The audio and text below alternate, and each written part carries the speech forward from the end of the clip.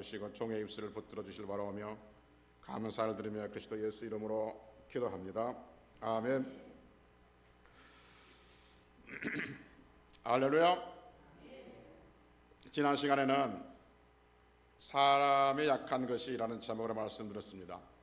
사람이 약하다는 것을 사람도 알고 사탄도 알고 하나님도 안다. 이게 사람이 약한 것을 사탄은 틈을 타서 그의 인생을 무너뜨리고 그의 신앙, 그의 믿음을 무너지게 한다. 그러나 하나님은 사람의 약한 것을 사람이 약한 것을 가지고 사람들이 하나님께 나와서 의지하면 하나님이 그 약한 것을 강하게 하신다 라는 말씀을 드렸습니다. 오늘은 감사는 은혜에 대한 반응입니다 라는 제목으로 말씀을 드립니다. 따라서 할까요? 감사는 은혜에 대한 반응이다. 아멘. 아멘 하셔야만이 설교가 진행돼요. 아멘 안 하면 이게 설교가 진행이 안 돼요. 그러니까 오늘 다 잊어도 괜찮습니다. 하나만, 이 문구만 기억합시다. 감사는 은혜에 대한 반응이다 하는 거죠. 그 다음 주일이 맥주 감사 주일이거든요. 근데 전도 결실주일 같이 해서 해년마다 설교를 지금 앞에 감사 주일을 감사에 초점을 맞춰서 말씀을 전합니다. 감사 주일 때마다 목사는 감사에 대해서 말씀을 드리고 성도는 감사에 대한 말씀을 듣죠. 근데 따지고 보면 성도에게 있어서 감사는 특정한 날, 특정한 일만 행하고 전하는 것이 아니라 매 순간이 감사의 연속이죠. 그 수학에서는 그 선 있잖아요. 뭐 점, 선, 면 할 때 그 선, 쭉 한 선. 그 선을 어떻게 정의를 하고 있냐면 여러 정의를 하지만 그 중에 하나가 뭐냐면 점의 연속성이죠. 그러니까 점들이 계속 연속이 되면 하나의 선이 된다는 거예요. 끝이 있으면 선분이고 하여튼 점이 계속 이렇게 연속되면 선이 된다. 이것이 수학에서 말하는 선의 정의 중에 하나예요. 계속 연속해 가다가 어느 한순간에 점이 하나 연속되지 않으면 그건 선이 아닌 것이죠. 선분이 되고 그래서 끝나는 것이죠. 이것을 성도의 감사와 연결시켜보면 우리 인생은 따지고 보면 계속해서 감사의 연속이 되어지고 있고 계속해서 감사의 연속으로 진행되고 있는 것이죠. 경험상 그렇지 않은가 보죠. 다시요.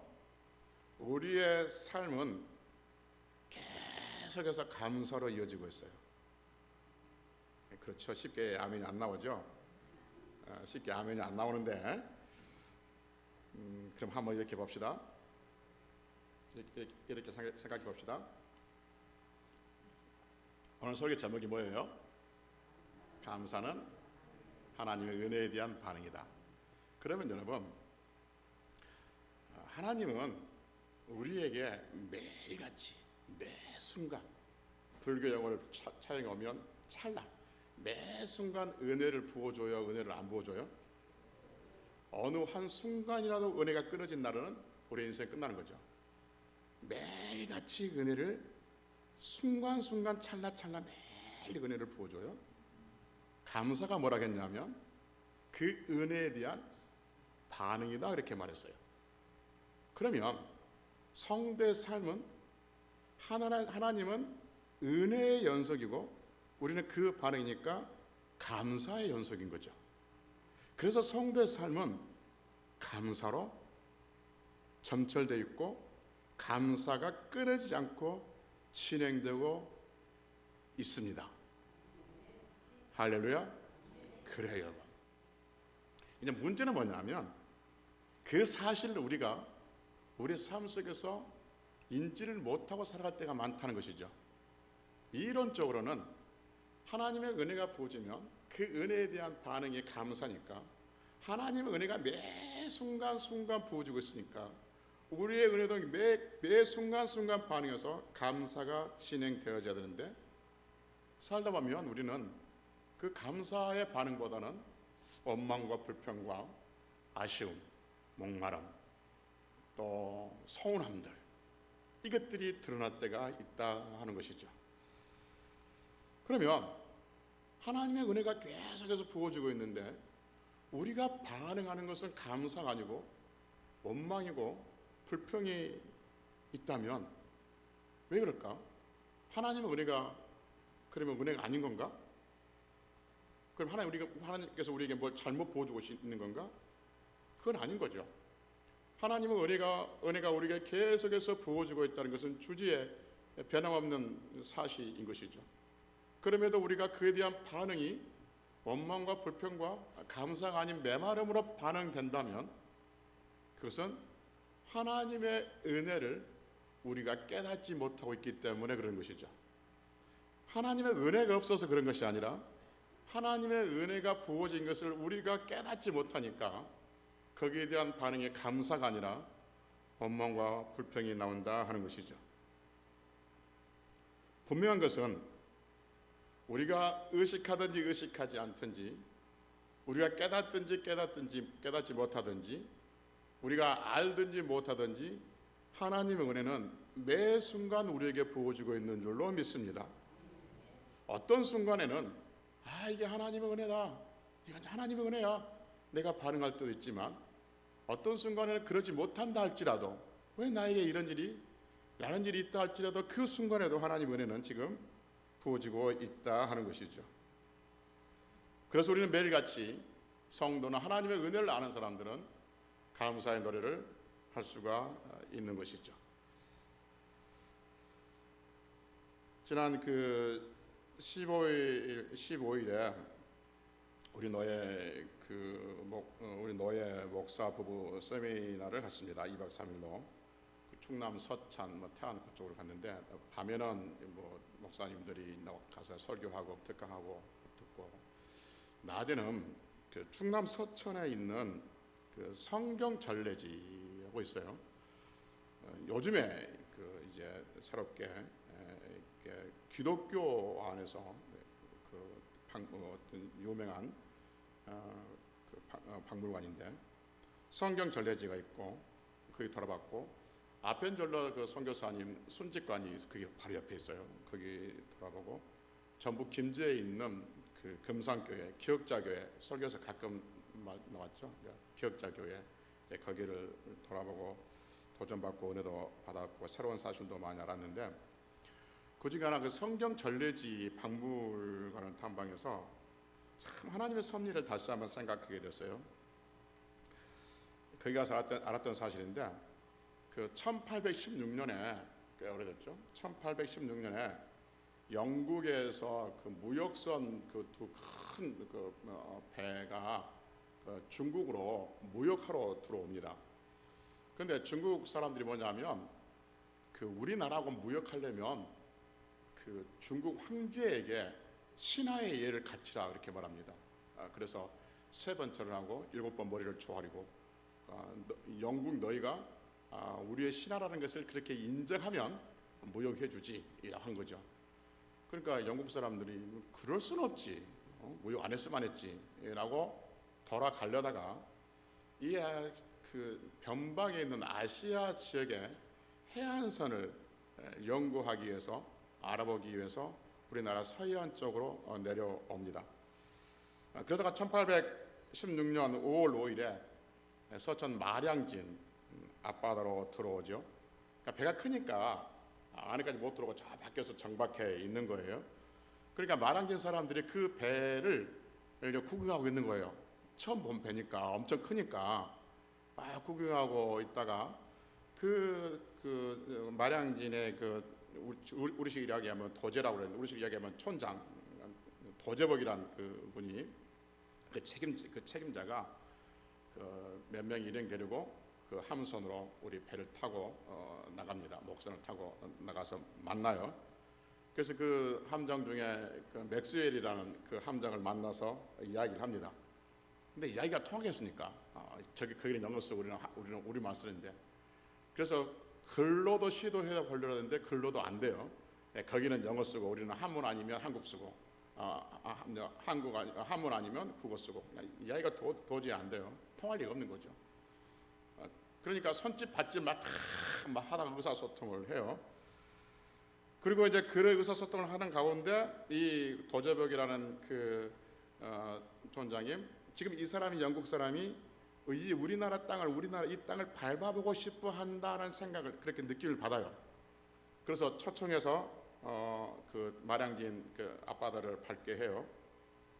그래서 맥스웰과 몇 명 일행들 데리고 들어오기는 왔는데, 딱 그 사람들이 맥스웰 선장이 그 마량진 앞바다에 발을 딛는 순간 이 촌장 도제복 씨의 마음이 이제 벌렁벌렁 뛰는 거예요. 왜냐하면 국왕의 왕조의 허락 없이 외국인을, 서양인을 들어온 거야. 자기가 이건 국법을 다스릴 수는 엄청난 문제예요. 이게 그 순간 딱 느낀 거야. 이야기할 때는 몰랐는데, 막 흥분해서 몰랐는데 딱 들어오니까 이거 큰일 났다 생각한 거야. 그래서 그 도제복 촌장이 제발 나가달라고 사정을 합니다. 그래가지고 1시간 거기에 머물다가 돌아가요. 자기 배로 돌아가면서 뭘 주냐 하면 성경책을 한 권 줘요. 킹 제임스 성경 초판에 그 영국에서 초판이 300권 찍었어요. 굉장히 귀한 거예요. 그러니까 그 책과 비슷한 그 초판, 킹 제임스 버전 영어 성경을 찍었던 똑같은 책을 그 성경 전래 박물관에 전시해놨어요. 그게 시가 3억 이렇게 적어놨어요. 세계 그 당시에 300권뿐이 없었으니까 지금은 세계 몇 권 없어요. 그렇게 해서 이제 책을 받고 그 사람은 돌아가고, 그런데 도제복 씨가 그 촌장이 책을 받기는 받았는데 이것도 문제야. 왜냐하면 양이 서양 사람의 물건을 허락 없이 받은 거야. 이게 그러면 적과 내통할 수 있는 문제란 거예요. 그래가지고 무서워서 사실대로 이야기해가지고 얼른 조정이를 보내버립니다. 이거. 그래서 조정이 보냈어요. 그래서 끝났어요. 그때는 그 성경책이 얼마나 귀한 책인지도 몰랐고 또 얼마나 중요한 책인지도 몰랐던 것이죠. 그런데 그 후에 어떤 일이 있었는지 우리나라는 전혀 뭐 기록이 없었으니까, 기록이 있었지만 관심이 없었으니까 몰랐던 거죠. 그런데 그 후에 어떤 일이 있었냐면, 우리는 그런 사실이 있었는지 전혀 알지 못했는데 그 2년 후에, 그러니까 1816년에 그런 일이 있었고 2년 후에 그 배에 탔던 한 사람이 그 서천에 마량진에 도착했던 그 사실을 자세하게 기록했어요. 그림도 그려가면서, 그리고 그림 나와요. 조선 사람들 그림들 갓 쓰고 있는 것들 막 나와요. 조선 사람의 모양들, 귀는 어떻게 생겼고, 코는 어떻게 생겼고, 키는 어떻게 생겼고, 갓을 쓰고, 갓이 머리 커가지고 주변과 부딪히다 뭐 그런 거 썼어요. 10일간의 조선 항해기라는 책을 써서 발간을 했어요. 그때 이제 그런 책을 발간됐는데 우리는 그때 그 책이 발간된 줄도 몰랐던 거죠. 그런데 200년 후에, 1818년에 책이 발간되고, 그리고 200년 후에 기독교에서 그 책을 우연히 봐요. 10일간의 조선 항해기라는 책에서 이런 일이 있었네? 그때 성경을 전해줬네? 그러면 이게 어떻게 된 거지? 라고 사람들이 우리나라 사적을 찾아보기 시작해요. 그때가 순조시대였는데, 근데 순조실록에 보니까 뭐라 했냐면 이 사실이 간단하게 적어졌어요. 서천 마량의 도저백이라는 사람이 이런 일이 있어가지고 책을 올려보냈다. 그랬다. 뭐 정도로 끝난 거야. 그게 아무 일도 없어요. 그게. 그러면 그 책이 어디 갔을까? 라고 이제 기독교에서 우리나라 학자들이, 그 기독교 사학자들이 연구를 하기 시작한 거죠. 그랬더니 그 정약용의 흠음심서라는 그 책이 있는데 그 책과 몇 권의 책에서 그때 그런 일이 있었다. 그래서 사람들이 그 책이 무슨 내용인지 몰라서 영어로 써 있으니까 다 관리들이 찢어서 집으로 가져갔다. 그래서 책이 귀했으니까, 정의가 귀했으니까 찢어서 집으로 가져갔어요. 뭐 했겠어요? 휴지했겠어요? 그 귀한 것을? 응? 벽지에 붙이든지 담배 말아피기가 그렇게 좋았답니다. 그렇게 해서 산산이 없어진 것이죠. 그 귀한 책이 그렇게 없어진 거예요. 그래서 놀라운 건 뭐냐면 그 다음부터 일이 일어나요. 10일간의 조선 항해기이라는 책이 발간되고 난 다음 그때 당시 분위기는 영국 사람들의 분위기는 그 세계 선교의 꿈을 꾸고 있었어요. 영국이 우리나라가 뭐 그랬던 것처럼. 그래가지고 조선이란 나라가 있었는지 없었는지도 모르고 이 조선한 나라에 대해서 전혀 알지 못했는데 이 10일간의 조선 항해기란 책에 조선이란 나라가 있다는 거예요. 그리고 그 시대 사람들을 그림으로 그려놨어요. 그림으로 잘 그렸어요. 보면 그 문을 보면 그 절레지가 있어요. 그래서 한번 가고 싶은데 너무 멀어. 4시간 5시간을 가야 되니까 너무 멀다는 생각이 들어서 어떻게 할까 좀 고민 중에 있는데 한번 가봤으면 좋겠는데. 그러니까 주여 나를 어디로 보내시렵니까? 라고 젊은 청년들이 막 기도하고 있고 어디로 가야 할지는 모르겠고 가고를 싶고 그리고 웬만한 데는 다 가버렸고 그러고 있는데 조선이라는 나라가 등장한 거예요. 그러니까 젊은 그 영국 청년들이 조선이라는 나라를 품고 기도하기 시작한 거예요. 그리고 신기하게 그 후로부터 우리나라에 들어온 사람들이 다 조선의 영국의 젊은 선교사님들이 들어오기 시작합니다. 양질의 선교사님들, 정말 엘리트고 공부 잘했고 최고 학벌을 자랑했던 그 선교사님들이 들어와요. 그 중에 하나가 칼 귀출라프. 이분이 어떤 분이냐면 귀출라프라는 사람이 그 씨감자를 심는 것을 우리나라에 알려준 사람이에요. 그래서 그 감자를 이렇게 갈라서 눈대로 심는 법을 알려줬던 사람이 칼 귀출라프인데 이 사람도 그 영향을 받고 들어와요. 그리고 최초의 그 대동강에 들어와서 순교당했던 성경책을 나눠주면서 순교당했던 토마스 선교사도 그 후에 이 그 항해기를 읽고 그 후에 들어오게 돼요. 그러니까 유명한 선교사님들이 그때부터 조선이라는 나라가 세계에 알려지게 된 것이죠. 그러니까 우리는 그런 사실을 몰랐던 거죠. 그런데 우리나라 선교에서 늘 말씀드렸지만 다른 나라의 선교는 선교사가 들어가고 그 다음에 성경책이 들어가요.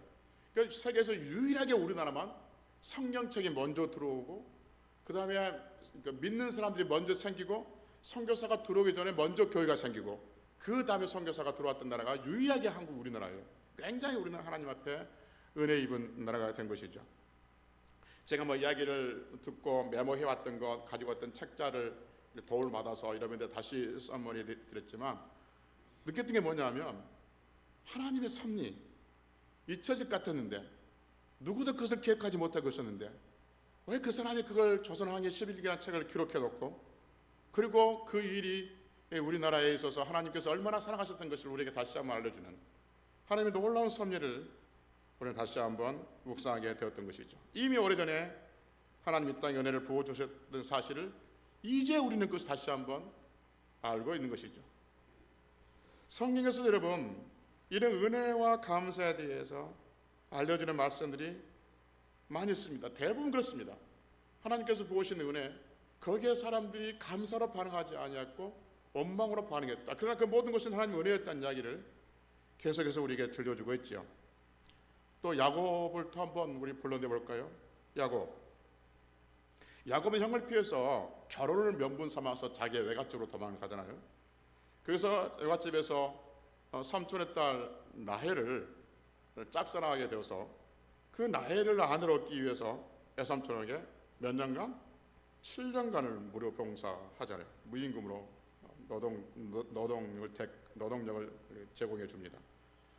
그러니까 7년의 봉사가 끝나고 난 날 자기의 장인이 될 분이고 외삼촌이기도 한 그 라반이 결혼식을 열어주는데 자기가 사랑했던 7년 동안 아내를 얻기 위해서 수고했던 그 라헬을 아내로 주는 것이 아니라 그 라헬의 언니 레아를 아내로 넣어주지요.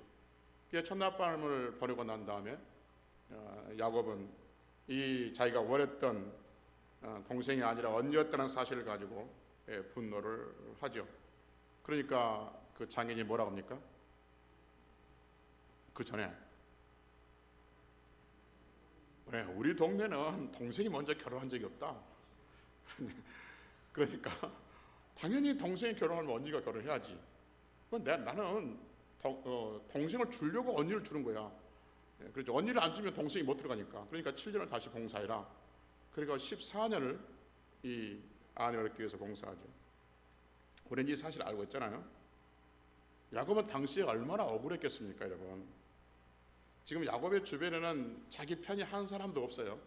물론 그 자기가 살아가던 라헬이 자기 편이 될 수 있을지 모르지만 이 라헬과 야곱에 대한 영화를 보면 그러거든요. 영화를 보면 그 야곱이 막 열심히 일하고 와. 그러면 야곱의 애삼촌 애가지 식구들이 다 야곱을 싫어하는데 그 라헬이 되게 짝사랑했던 라헬이 몰래 물도 떠주고 뭐 땀도 닦아주고 몰래 가서 아는 척도 하고 뭐 그런 로맨스를 펼쳐가는 영화도 있어요. 근데 여러분 야곱이 생각할 때 자기 편이 아무도 없어요. 얼마나 억울하고 분노하고 힘들었겠습니까? 그런데 우리는 알죠. 어떤 결과를 가져왔는지. 이 일로 인해서 결국 어떻게 했냐면 야곱은 아내를 4명이나 얻게 되어지는 기가 막힌 상황으로 흘러가죠. 여러분 아내가 4명이 있는 가정이 편할까요? 그러니까 늘 이렇게 소란스러울까요? 늘 소란스럽습니다. 그런데 또 성경에 그 아내들의 질투와 시기를 장난하게 또 묘사해놨어요. 서로 그 질투와 시기로서 서로 이겨보려고 전투적으로 생산적으로 자식들을 출산해냅니다. 그래가지고 4명의 아내에서 12명의 아들을 낳고 딸 1명을 얻게 되어졌죠. 그런데 놀라운 것은 그렇게 시기와 질투, 전투적으로 출산적으로 우리가 볼 때는 정말 개판 5분전 같은 그 집안의 아들 12명이 이스라엘을 세우는 12지파의 기둥이 되어주죠. 하나님은 그렇게 세웠어요. 그러니까 야곱이 살아왔던 그 삶들, 하나님 나에게 왜 나에게 7년을 속이시고 7년을 더하게 하시고 왜 이렇게 드센 여자를 만나가지고 이렇게 서로 경쟁적으로 애기 낳기 시작해가지고 내가 이렇게 힘듭니까? 라고 했지만 신어놓고 보니까 모든 순간순간 하나님의 은혜가 부어지고 있었던 것이죠. 그것에 대한 반응이 그렇게 우리가 볼 때는 불화적인 반응이고 불평이고 원망인 반응이었지만 그 모든 것들이 결국 지나고 보니까 하나님께서 야곱을 통해서 한 나라를 세우시기 위해서 작업을 하시는 그 감사의 일들이었다는 것을 우리는 알게 되어지죠. 그래서 야곱은 죽을 때 하나님의 은혜와 섭리를 알고 죽을 때 애굽에 죽지 않고 가나안 땅에서 죽기를 요원하고 자기 사체를 끌고 가나안까지 가기를 원했던 것이죠. 우리 인생도 그래요. 당신은 억울하고 황당한 일들이 나중에 보면 하나님의 은혜였다는 것을 알 수 있습니다. 만약에 지금 황당하고 억울하고 왜 나에게만 라는 일이 있다면, 그런 생각이 든다면 그것도 하나님의 은혜, 그 은혜의 범주 안에 있는 일인 줄 알고 하나님께 감사로 반응하면 그 감사의 열매가 우리 속에 풍성하게 부어질 줄로 믿습니다.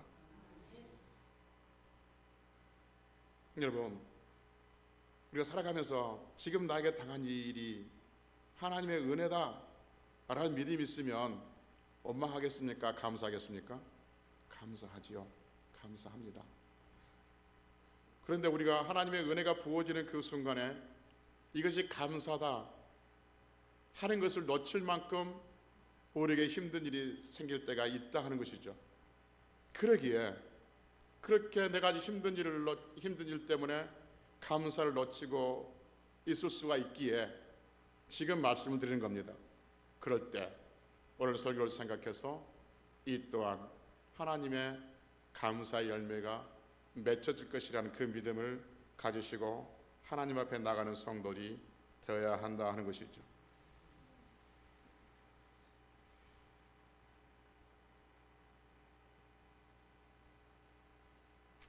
언니가 말씀드렸잖아요. 초등학생들은 유치원생들 보면 뭐라 한다고요? 어디 또 벌써 잊으셨나? 초등학생들이 유치원생들 보면 좋을 때다.